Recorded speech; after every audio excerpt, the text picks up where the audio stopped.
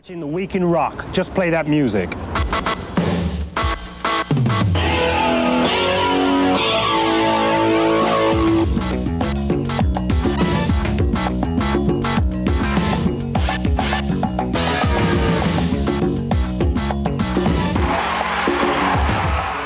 This week, we've got a trip to England on acid, a fast-track update on instant gratification, and a look at hot comic artist Bill Sienkiewicz.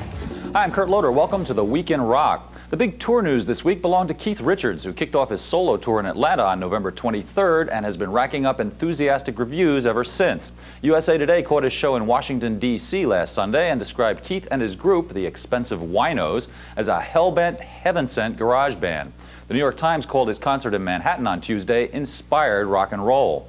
But what about his singing, you ask? Well, one fan was quoted as saying Keith's voice was, quote, so awful, you've got to love it.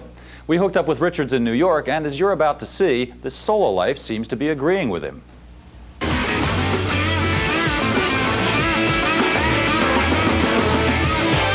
There's an amazing feeling of confidence with this band, and it's fun. You know, it was like more exciting than anything else. Like, at last, I managed to pull a gig together.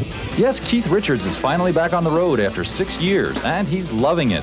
His new band is so naturally hot, he says he wasn't even nervous before the first gig in Atlanta last month. I was unnaturally calm. I couldn't believe. Friends of mine are there and other people, and they're a bag of nerves.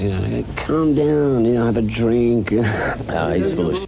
He was a nervous wreck. Well, whatever. Nervous or not, Keith and company have been drawing massive reactions from their concert crowds. It's great when you go out to do a show and you don't see anybody sit down until, you're back in the dressing room and you're the one sitting. It's the greatest. Keith's core band is augmented on stage by Rolling Stones tour vet Bobby Keys on sax and ex-LaBelle singer Sarah Dash, who turns in a soaring rendition of Time Is On My Side. Other surprises in the show include a walloping version of Connection, a Keith penned Stones nugget from 1967.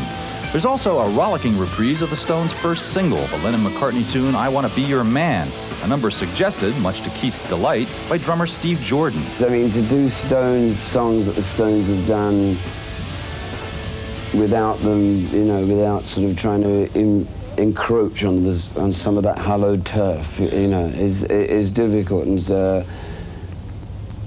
And that was just like, well, it's brilliant, Steve, brilliant. Here's $20. The day after their New York show, Keith and the boys turned up at Tower Records for some feedback from the fans.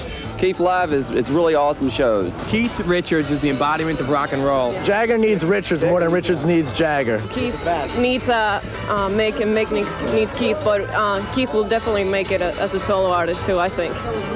I love them both, all of them. Richards' tour runs through December 17th, when it winds up at the Meadowlands Arena in New Jersey with a final gig on the eve of his 45th birthday.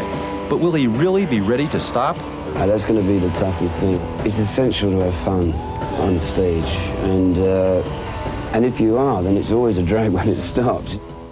Keith and his band will play the Cleveland Music Hall on Wednesday, the Fox Theater in Detroit on Thursday, and Chicago's Aragon Ballroom next Saturday. Meanwhile,